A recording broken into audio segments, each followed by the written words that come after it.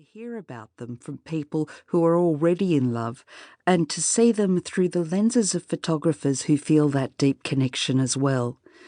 This book was conceived after Australia's devastating bushfires in the summer of 2019-2020 and put together during the COVID-19 pandemic that followed. Both events were tragedies. One of them was a tragedy shared with the animals who inhabit this country alongside us.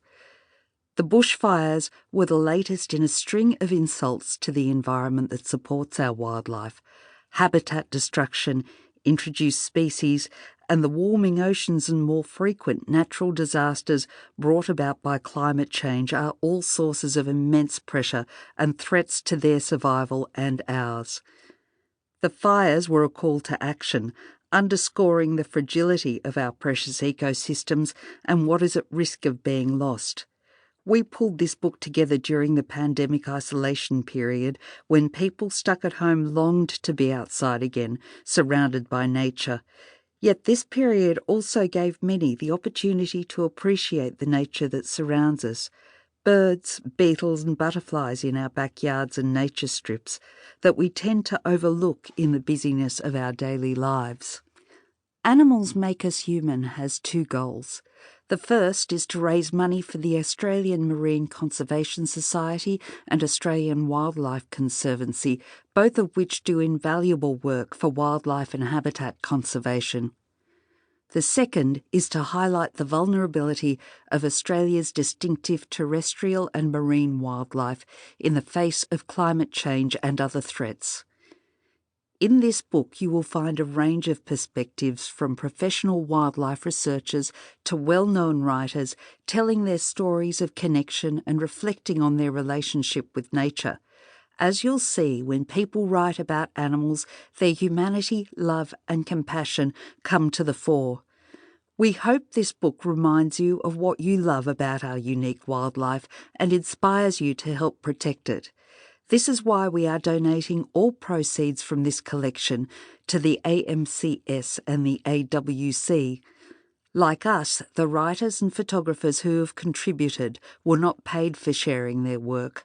We are indebted to every one of them, and we hope you, the reader, will find a deeper connection with our extraordinary wildlife through their words and images.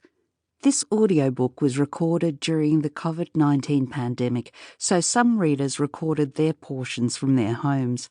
This may result in some minor differences in audio quality. Leah Kaminsky and Meg Keneally. From the Australian Wildlife Conservancy, read by Meg Keneally. There's something awe-inspiring about returning a regionally extinct animal to its former home. The moment when it takes its first steps, usually followed by a giant leap, on the land where its ancestors once lived in abundance, is a moment when we can celebrate healing our land and righting our wrongs. This is something that Australian Wildlife Conservancy has the privilege of doing around the country. Our fundamental mission is to protect all Australian native animals and their habitats. Considering the size of the continent, it's a big task, but it's worth it. We protect some of the last remaining populations of Australia's most threatened species at our sanctuaries and also in partnership with governments, landholders and other conservation groups. Australia is one of only 17 megadiverse countries on the planet. Much of our unique fauna and flora cannot be found anywhere else on Earth.